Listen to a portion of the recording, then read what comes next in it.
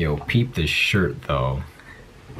What's going on, everybody? It's your boy, John 64. Welcome to episode 2 of the Collection Tour miniseries. A miniseries where I show you guys the different things that I have in my collection. I collect a lot of different things like movies, Apple stuff, Nintendo stuff, games, you name it. I collect it pretty much. And I already said it, but this video is actually going to be about the Apple products that I have in my collection. Macs, iPhones, etc. Full disclosure, a lot of these things are actually damaged. I haven't had the time to fix a lot of them before I decided to make the video, so bear with me on that.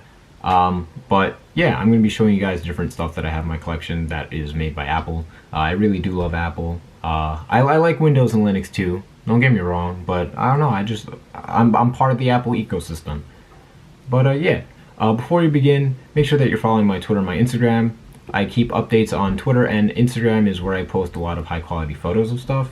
Speaking of high quality stuff, hopefully, I have a new camera, so hopefully my videos will be much higher quality for you guys from here on out. I have a new camera and a new light, and this camera records in 60 frames. So yeah, I'm pretty excited for you guys. So yeah, let me show you guys the different things that we got in here, okay?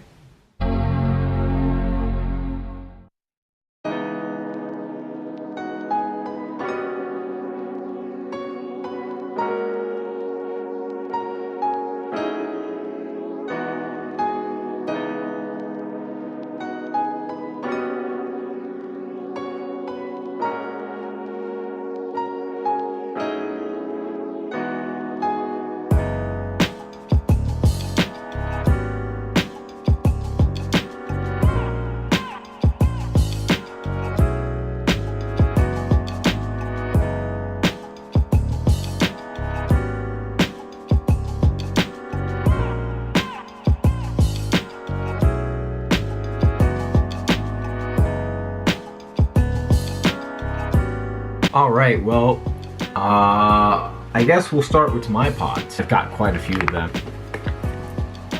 First generation iPod Nano in white. This was my aunt's iPod, and she eventually stopped using it, and she gave it to me. And luckily I have the box, because it's pretty hard to find the box of Apple products nowadays. Wow, it's so bright I can't even show you. There you go. There we go. Yeah, it gets no use. It's 1 gig. And the battery on it's not that good anymore, as far as I remember anyway. But yeah, this was my aunt's, and she passed it down to my cousin, who then gave it back to, I guess it just stopped being used and my aunt took it back, and then one day my aunt was like, well, you like Apple stuff, so here. And I was like, dope, because so my aunt and uncle both had iPods. My uncle had the black version of this, and it was 4 gigs I believe, and what had happened was my uncle ended up getting the iPhone 3G specifically, and he passed on to me the iPod, but I had no way to sync the thing because my aunt didn't want me to touch the laptop, so I just listened to whatever was on there, and I didn't really like what was on there, but I mean, beggars can't be choosers, right? But yeah, white iPod Touch, Nano, first generation. Next up, we've got all of these. So, going in generation order, second generation iPod Nano. My neighbor actually gave me this, and it has an engraving on it. On the back it says, "To my sis Sarah, love Denise." This actually was somebody else's, and it was given to him. But if you're watching this, and you're that sister Sarah, I have your iPod, so thanks for that. The battery on here hardly works at all. When I charge it, by the time, like, if I go out for a run and come back, it's already dead, so oh well. Next, we have this bad boy, the iPod Classic 6th, 7th gen? This is the newest generation, the last one that they made. iPod Classic, 160 gigs. This is my favorite iPod of all time, and the battery on here is also not that good. Most of my devices have some kind of problem with them, to be honest with you. But I traded an iPad. I had one of these, but it was stolen from me, and I didn't find a good deal on one in a long time, because these are actually pretty pricey now. But I got this one on OfferUp. I traded a guy an iPad for it. The iPad, I didn't really need it. I didn't really want that specific iPad anymore. It was the iPad 2. So yeah, we did it. I think it was a fair deal because like I value this more than the iPad anyway. So yeah, the battery isn't amazing, but it doesn't matter because I planned on like I would only use this with an iHome anyway, like a dock with speakers. I don't plan on going out and using this. I would get another iPod Classic for that, or I would use my Zune. Yeah, I use that too. But yeah, this thing has 160 gigs of space, and at one point it was able to hold my entire library because I have a really big library. I have like a 0.5 terabyte sized iTunes library, and that's just audio. This can also play video and has a radio built in, and I have like 2 terabytes of like video files, so that's not going to fit on here. But I plan on modding this because I want to replace the battery anyway. I plan on modding this one so that it has an SSD or like just a larger capacity hard drive, so I could fit some more stuff on this and maybe actually use it outdoors, because I would take this on like trips and stuff like that. So, but yeah, that's pretty much it. iPod Classic, 160 gigs. Alright, up next we've got iPod Touches. I have the 2nd generation and the 4th generation, but let's talk about this one first. As you guys know, you can't just throw away your electronics like in the garbage. You have to recycle them and stuff. So the building next door to me has an electronic recycling center, and I know the superintendent there really well, and he's always letting me go there and like go through the electronics thing. And the first time I actually went through it, I found this iPod. I didn't think much of it because I figured, well, if it's in the recycling thing, it's probably broken. And as you can see, you know, it's pretty cracked and all that, and the volume buttons don't work, but the lock and home button do work. But yeah, I took it home, charged it up, to see what was up with it, and it actually came up. I erased it because this is an iPhone that does, an iPod that doesn't even have iCloud, so you kind of just erase it. Yeah, I erased it, and it's 8 gigs, but I can't really use it much. Cause the battery, I don't even know if it's the battery or the logic board, but it randomly shuts off if I leave it locked. So I don't know if it like dies or what, because sometimes it just turns on. Like if I plug it in, it doesn't show that the battery or anything charging, it just kind of turns on. So I don't know, it's possessed, I guess, but I love it. And yeah, this is definitely the 2nd generation one because it only runs up to 4.2.1 iOS, and the 3rd generation one I think runs like iOS 5 or something like that. So that's that one. And then I've got this one. This is one of the iPods that I actually do use fairly often. It's the iPod Touch 4th generation. There's absolutely nothing wrong with it, other than it, I guess, being scratched, if you want to call that a flaw, but there's like nothing wrong with this iPod. But one thing that I find really interesting is that this one has the Optimum logo on it. So I did my research, and apparently the reason that it has the Optimum logo is because at a time they had some kind of promotion where if you signed up for their internet, you could they would send you an iPod. Like it was a promotion, so they'd give you an iPod for free, and this was it. But I got this one secondhand. I'd never had Optimum internet. In fact, I have FiOS. So, but yeah, I do use this all the time, so that's why, you know, it's on and all that. I use this a lot to connect to my Echo Dot. I'll play music off of that because I kind of don't like playing music off of my normal phone. But yeah, that's pretty much all this is good for now. This is running iOS 6.1.3 or 0.6. I know it's definitely running iOS 6.1. So yeah, iPod Touch.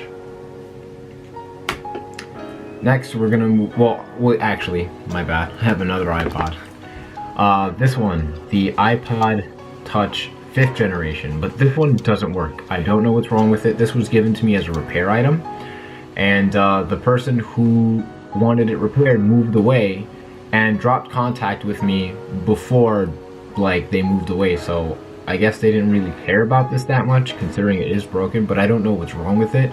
When I plug it in, the battery logo comes up, the battery symbol comes up, but it never proceeds to the Apple logo. It never actually charges.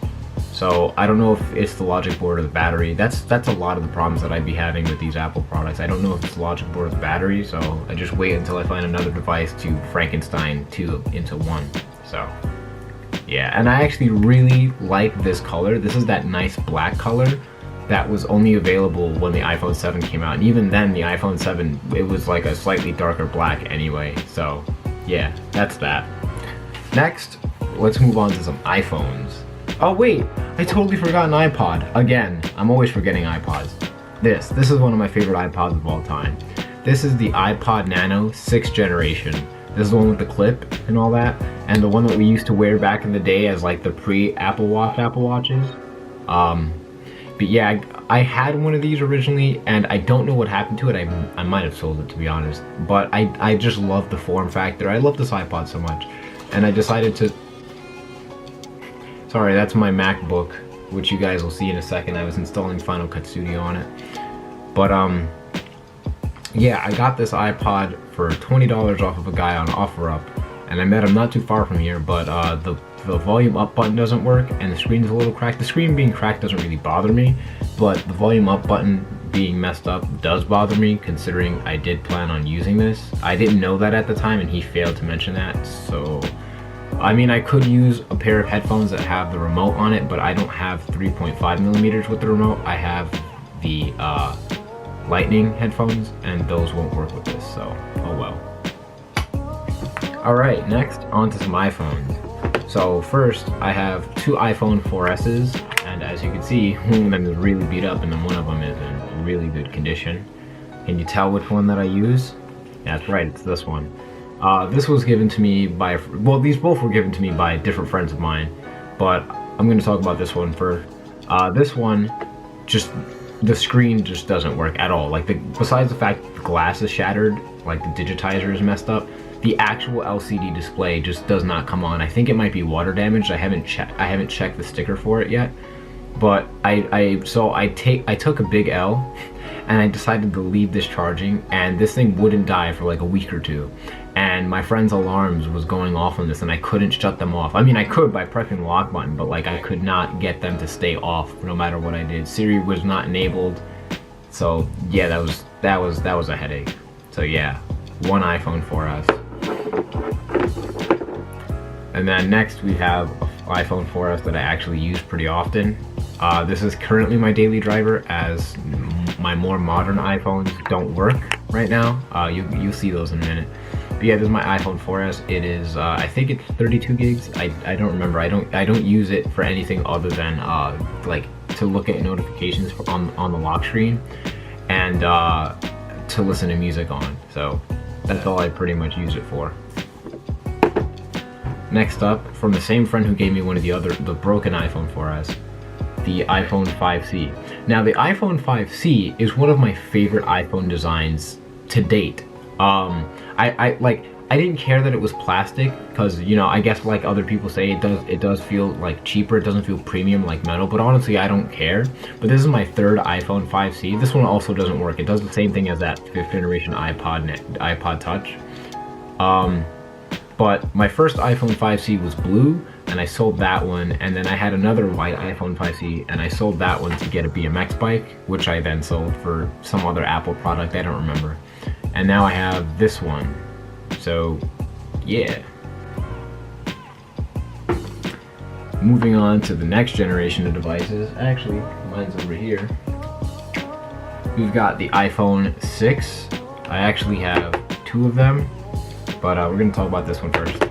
So this is the space gray iPhone 6, and this one, it looks like it works, but like within 5 minutes this thing is going to shut off unless I plug it in, because the battery has degraded to such a point that it's past 50% degraded, so it really does not hold much of a charge at all. I just leave this plugged in, and this is my portal to the internet, besides like my Macs. So yeah, I never bothered to get the battery replaced, and I ended up screwing myself over, and now it's no longer in warranty. This iPhone 6 I got from another friend of mine. He actually gave me two phones, but they're not from the same generation, so I'm going to talk about them in generation order. This one actually works decently fine, except for the fact that, you know, the screen is really cracked up here, but that doesn't bother me. That's a cosmetic thing. But actually down here, the digitizer like glitches out a lot. So like okay, so like I can move the screen up here just fine, but then when I come down here, it's not really catching right now, but like it glitches out sometimes. And then down here, I can't touch any of the icons on the dock, like See, I'm actually touching them, and nothing is happening. It depends on what's on screen. Sometimes the whole screen does work, and other times the digitizer just doesn't want to work. So and I don't have the tool to open this. Otherwise, I'd Frankenstein one out of the iPhone 6 that I just showed you guys with the degraded battery, and this one. So yeah, oh well, it's not the end of the world. And the other phone that he had given me is this iPhone 6S. He couldn't remember what exactly happened to it. I think it might be water damage, because nothing that I've ever done to this has gotten it to turn on. I've plugged it in, it doesn't show up in iTunes, it doesn't show up in like as a Windows device, it doesn't show up on anything that I plug this into. The display doesn't want to come on, so I think this thing might just be dead. The logic board might be fried, the battery may just be really far gone. But yeah, this thing does not come up no matter what I do. Otherwise, cosmetically, it's in really good condition. I put it in a plastic wrap because I actually have a box to the gold iPhone 6S. So like I planned on like putting it in the packaging until like I could actually repair this thing. But yeah, other than it being an iPhone 6S, I know nothing about it. So, and then we've got my old daily driver before I had to resort to an iPhone 4S. My iPhone 6S Plus. This was given to me by my good friend Benny. This was his old phone. Actually, this was given to him by a friend of his, and I don't remember the entire story, but now it's in my possession. Good looking out on him, because my iPhone 6 was already messed up, and then he had given me this one to replace my iPhone 6, but sadly a friend of mine dropped this phone, and now the screen is pretty messed up. I'll be able to show you guys what it looks like soon. Well, actually, this might have enough juice to show you guys. Yeah, I don't know if I can get that to come out, but like it's really glitchy. It's pretty bad, and like you can't see anything at all on the screen, but I mean, it's whatever. And I'd get the screen replaced if it wasn't for the fact that it cost $300 to get the screen replaced, and most people aren't like, I could buy an iPhone 6S Plus for that price. In fact, I could get like an iPhone 7 for that price. So that ain't happening. And speaking of iPhone 7, we've got one right here. This was actually just given to me the other day, like no more than like 2 or 3 days ago. This was given to me as a like get me by, because I don't have I have literally the main phone I have is an iPhone 4S, which runs no modern apps. It's super hard to get in contact with people when I'm outside. But this one is proving very difficult to even use right now. My iPhone 6S Plus has the same issue as this. The screen, like the digitizer and the display, are pretty bad. This one is actually pretty tame, where like I can actually get into the phone. I can touch things on the phone and whatnot. But the main issue is that sometimes the digitizer will start glitching out OD, and it'll start touching different things, opening different apps on the phone, and like it's kind of unusable, so I have to talk to that person about it. But yeah, other than that, I can't really complain too much about it. It's cosmetically really nice. Like it does look and feel very nice, so that's that. And then the last iPhone I have for you guys is this, an iPhone 8 Plus. So this phone actually Thank you, Final Cut Studio, for letting me know that the installation was successful.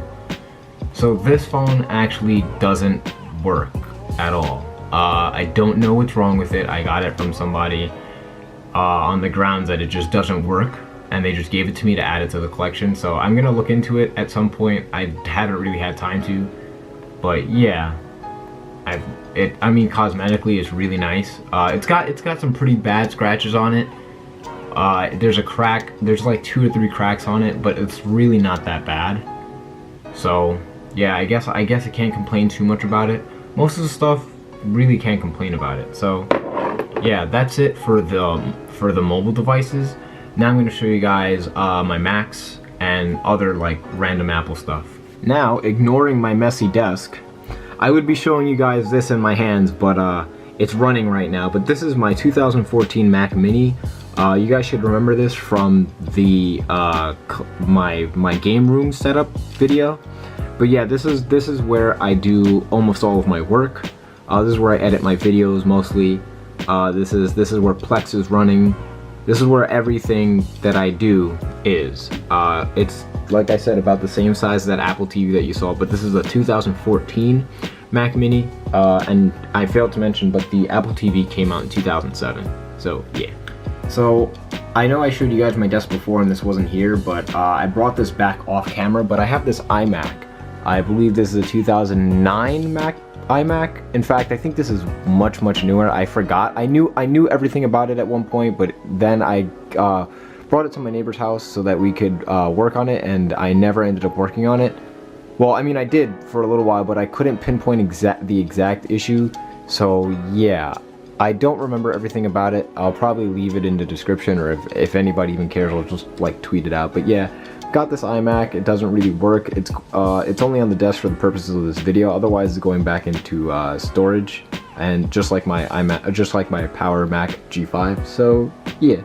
And if we take a trip under my desk, this wasn't in my game room tour because this was in the closet, but this is my Power Mac G5.